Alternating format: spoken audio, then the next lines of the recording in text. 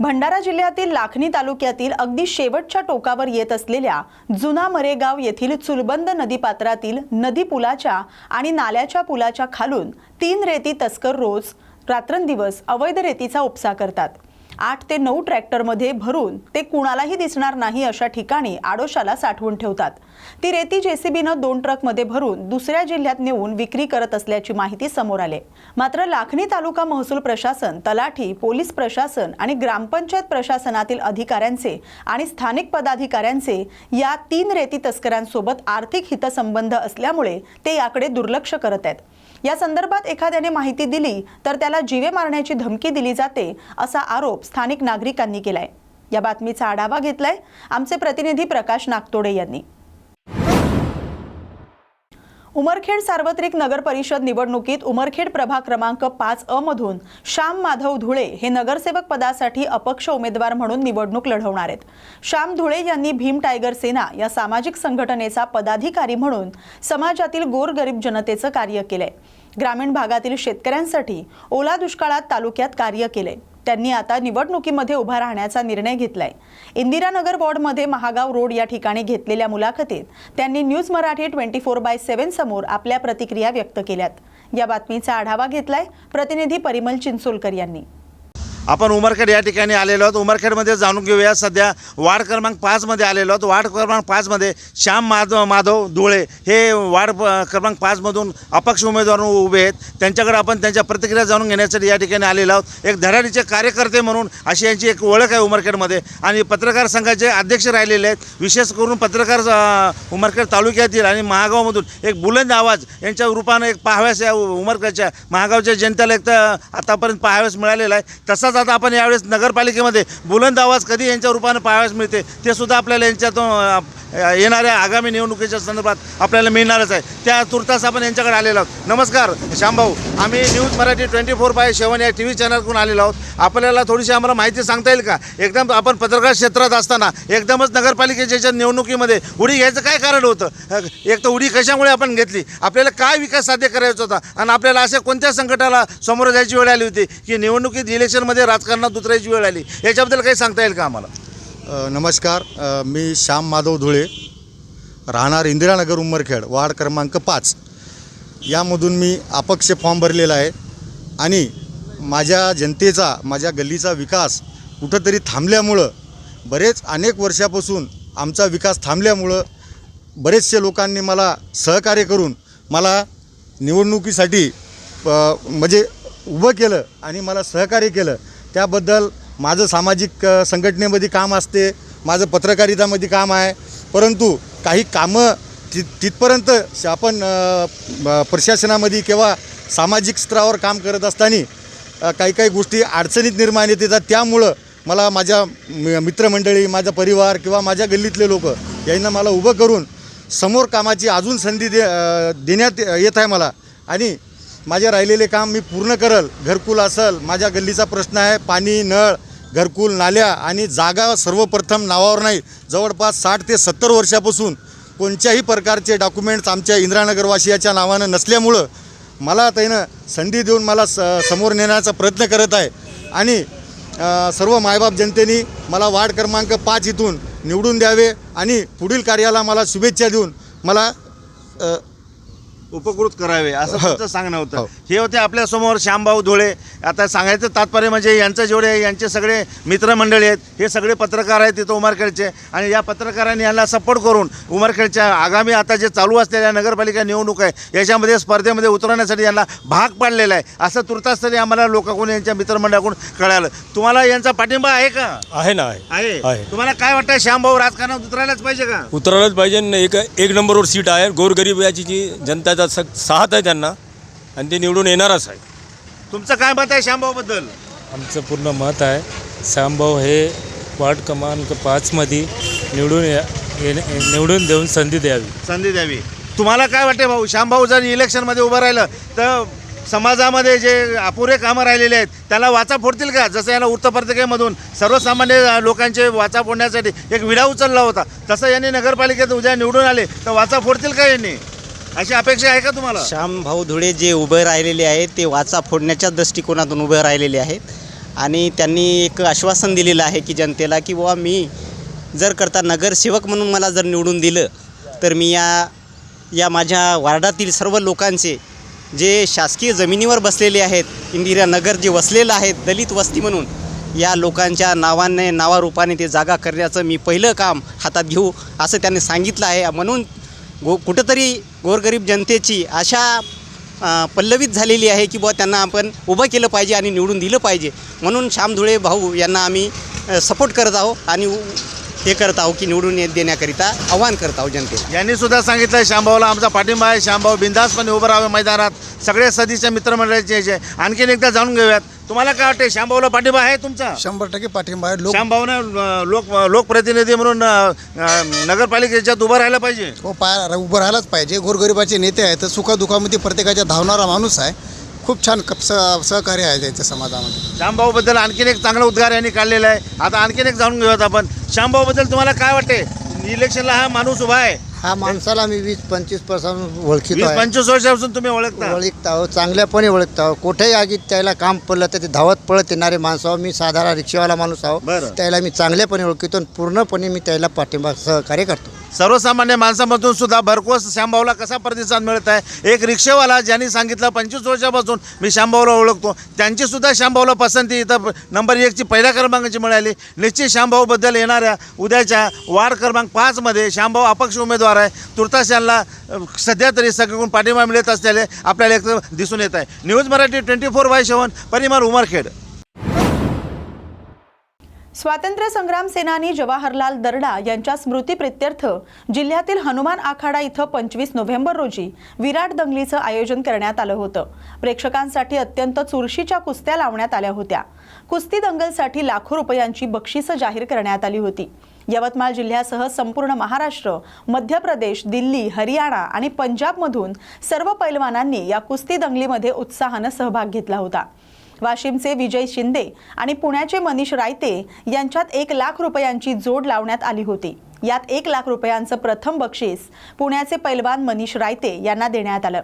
या स्पर्धेत वाशिमचे रवी आणि पुण्याचे प्रथमेश अवथरे यांच्यात 31,000 रुपयांची जोड लावण्यात आली होती आणि यात पैलवान रवी यांनी 31,000 रुपयांचं बक्षीस पटकावलं. या ठिकाणी ही दंगल पाहण्यासाठी अनेक कुस्तीप्रेमींनी गर्दी केली होती. या बातमीचा आढावा घेतलाय प्रतिनिधी राजेश एकनार यांनी. नगर परिषद निवडणुकीच्या पार्श्वभूमीवर जिल्ह्यातील अंजनगाव सुर्जी इथं MIM पक्षाची शहरातील पहिलीच भव्य जाहीर सभा भद्रकाली माता मंदिर समोरील विशाल मैदानावर उत्साहात संपन्न झाली. या ठिकाणी नागरिक, कार्यकर्ते आणि पदाधिकाऱ्यांचा उत्स्फूर्त सहभाग पाहायला मिळाला. या सभेला माजी खासदार आणि पक्षाचे महाराष्ट्र प्रदेशाध्यक्ष इम्तियाज जलील यांची प्रमुख उपस्थिती होती. तसंच अमरावती जिल्हाध्यक्ष सय्यद मुजीब, जिल्हा तालुका शहर पदाधिकारी, नगरसेवक पदाचे उमेदवार आणि अंजनगाव सुर्जी नगराध्यक्ष पदाचे उमेदवार विनीत डोंगरदिवे हे देखील उपस्थित होते. या सभेत काँग्रेस, भाजप आणि शिवसेनेवर जलील यांनी थेट हल्लाबोल केला. काँग्रेस आम्हाला भाजपची बी टीम म्हणते, पण बिहारमध्ये सगळ्यांना दिसलंय की खरी बी टीम ही काँग्रेसच आहे, असं ते म्हणालेत. जलील यांच्या या दमदार विधानावर सभेतून जोरदार टाळ्यांचा आणि घोषणांचा जल्लोष उसळला. विनीत डोंगरदिवे यांनी आपल्या भाषणातून किरीट सोमय्या यांच्यावर जोरदार टीका केली. मी नगराध्यक्ष झालो तर किरीट सोमय्या यांना अंजन गावात पाय ठेवू देणार नाही, असं ते म्हणालेत. या बातमीचा आढावा घेतलाय प्रतिनिधी दीपक इंगळे यांनी.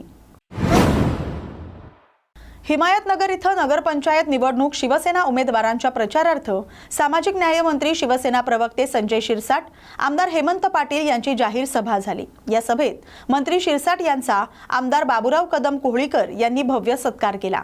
या निवडणुकीत शिवसेनेचे नगराध्यक्ष पदाचे उमेदवार रामभाऊ ठाकरे यांनी गेल्या 30 वर्षांपासून शिवसेनेचं काम केलंय. गोरगरिबांना न्याय देण्यासाठी प्रयत्न केलेत. त्या उमेदवाराला नगराध्यक्ष पदासह सर्व नगरसेवकांना निवडून देऊन शहराच्या सर्वांगीण विकासाची संधी द्या, असं आवाहन संजय शिरसाट यांनी केलंय. या सभेला शहरातील हजारो महिला, पुरुष, तरुण शिवसैनिक मतदारांची उपस्थिती होती. या बातमीचा आढावा घेतलाय प्रतिनिधी सोपान बोंपिलवार यांनी.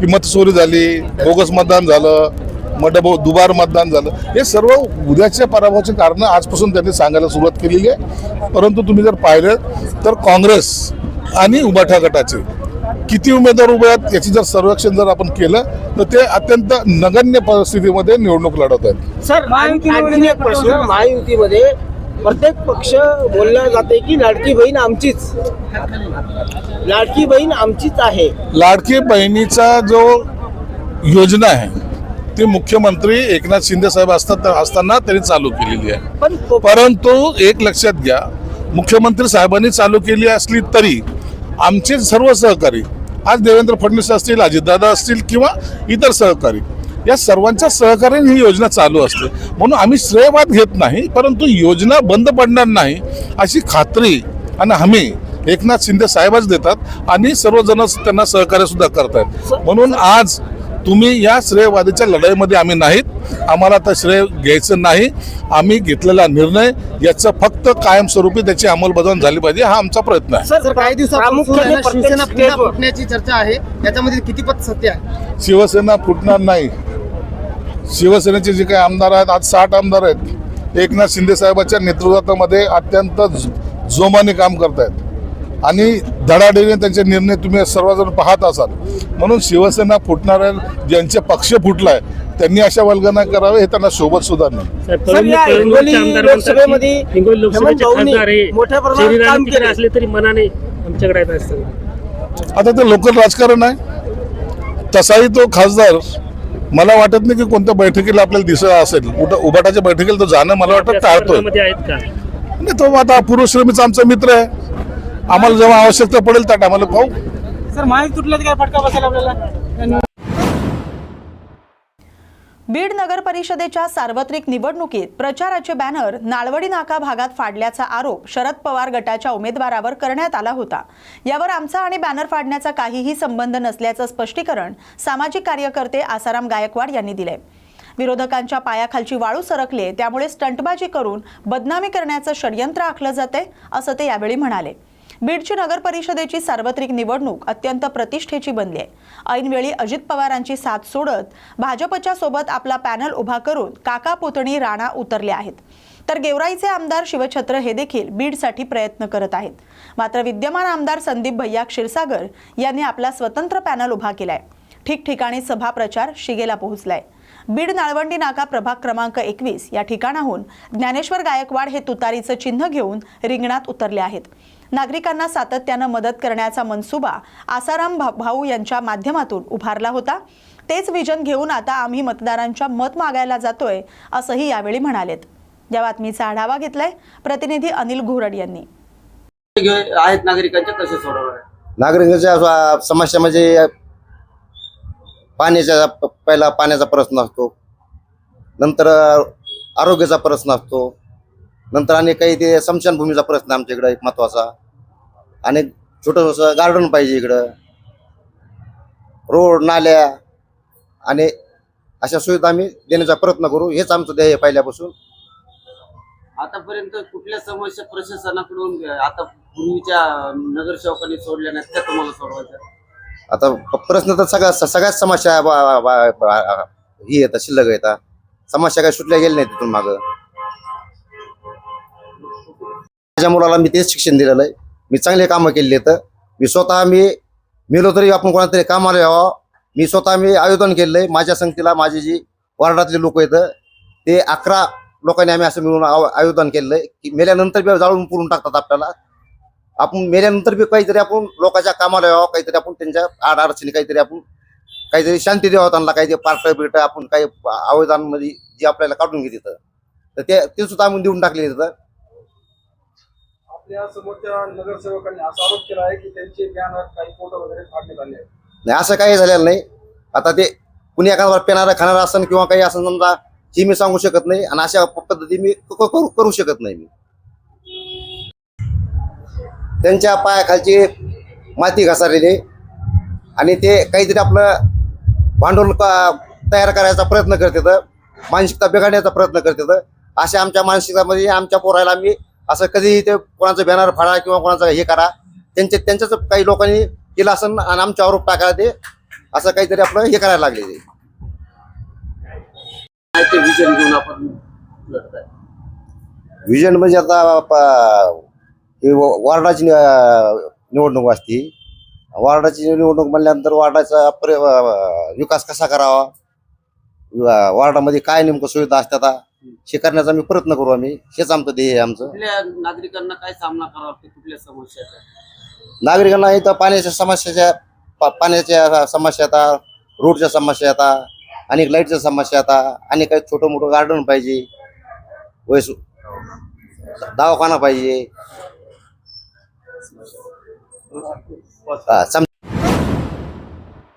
नांदेड जिल्ह्यातील देगलूर शहरातील प्रभाग क्रमांक 12 या वॉर्डसाठी भारतीय जनता पार्टीतर्फे दीपाली दिनेश वैष्णव यांना उमेदवारी देण्यात आले. प्रभागातील रस्ते, पाणी, स्वच्छता या मुद्द्यांवर भाष्य करून विविध योजनांविषयी यावेळी त्यांनी माहिती दिली. या बातमीचा आढावा घेतलाय प्रतिनिधी संदीप देसाई यांनी. मी दीपाली दिनेश दास वैष्णव, प्रभाग क्रमांक 12 ची भारतीय जनता पार्टीची अधिकृत उमेदवार आहे. मी प्रभागाच्या विकासासाठी रस्ते, वन, गटारी, नाली, पाणीच्या पूर्ण समस्या सोडवेल आणि 2 तारखेला मला मत देऊन भरघोस मताने विजयी करा. न्यूज मराठी 24/7 साठी व्हिडिओ जर्नलिस्ट संदीप देसाई, देगलूर. उमरखेड इथल्या मुळावा ग्रामपंचायत येथील स्मशानभूमीला जाणारा पाणंद रस्त्याचं अत्यंत निकृष्ट दर्जाचं काम सुरू आहे. तसंच हे काम चालू असताना या ठिकाणी कुठेही कामाचा फलक लावलेला नाही. हे काम किती रुपयांचं आहे, कोणत्या यंत्रणेमार्फत काम होतंय याची काहीही माहिती न दाखवता मनमानी पद्धतीनं दर्जाहीन काम होतंय असा आरोप इथल्या नागरिकांनी केलाय. गटविकास अधिकारी, सार्वजनिक बांधकाम उपअभियंता, जिल्हा परिषद उमरखेड यांच्या आशीर्वादानं भ्रष्टाचार चालू असून प्रशासनानं तात्काळ दखल घेऊन त्या कामाचा फलक लावून दर्जेदार काम करून देण्यात यावं अशी मागणी इथल्या नागरिकांनी केली आहे. या बातमीचा आढावा घेतलाय प्रतिनिधी संतोष आडे यांनी. नमस्कार. न्यूज मराठी 24/7 हे आपल्या यवतमाळ जिल्ह्यातील उमरखेड तालुक्यातील मुळावा या गावी आलेली आहे आणि मुळावा येथे स्मशानभूमीला जाणारा रस्ता आहे. या रस्त्याचं काम अत्यंत निकृष्ट दर्जाचं चालू आहे आणि या रस्त्याला कुठेही दर्शनी भागाला काम सुरू होत असलेल्या जागेपासून ते शेवटपर्यंत कुठंही फलक लावलेला नाही की हा रस्ता किती लाख रुपयाचा आहे, हा रस्ता कोणत्या एजन्सीचा आहे, कशातून मंजूर झालेला आहे, काय आहे हे कोणालाही आत्तापर्यंत सांगण्यात आलेलं नाही. तरी प्रशासनाने याची तात्काळ दखल घेऊन या रस्त्याचे इस्टिमेट काय आहे, या रस्त्याची प्रशासकीय मान्यता काय आहे, या रस्त्याचे फलक लावायला पाहिजे आणि जनतेला सांगायला पाहिजे की हा रस्ता एवढ्या लाख रुपयाचा आहे. तर तसं जर पाहिलं तर आता प्रथमदर्शनी असं वाटते की हे निव्वळ थातूरमातूर काम होत आहे. आपण पहा हे रस्ता, हे असा गिट्टा इथं आथरलेला आहे, हे गिट्टा आथरलेला आहे आणि हे रस्ता काय मला वाटत नाही की जास्त टिकल म्हणून. तरी प्रशासनाने तात्काळ दखल घेऊन या रस्त्याचं काम त्वरित स्वच्छ आणि चांगलं करण्यात यावं. अन्यथा याची दखल घेऊन जे कोणी जिल्हा परिषदेचे उपविभागीय अभियंता असतील, सार्वजनिक बांधकामचे उपविभागीय अभियंता असतील, त्यांनी तात्काळ दखल घ्यावी. नागरिकांची इथे फसवणूक होत आहे आणि नागरिकांचा जो पैसा आहे, जो टॅक्सच्या रूपी नागरिक जमा करतात, त्या नागरिकाच्या पैशाची विल्हेवाट अशा निकृष्ट दर्जाच्या कामानं होत आहे. न्यूज मराठी. या बातमीसोबतच बातमी महाराष्ट्राची मध्ये आता इथेच थांबतोय. अशाच महत्त्वाच्या बातम्यांसाठी पाहत रहा न्यूज मराठी 24/7. नवा भारत, नवा विचार.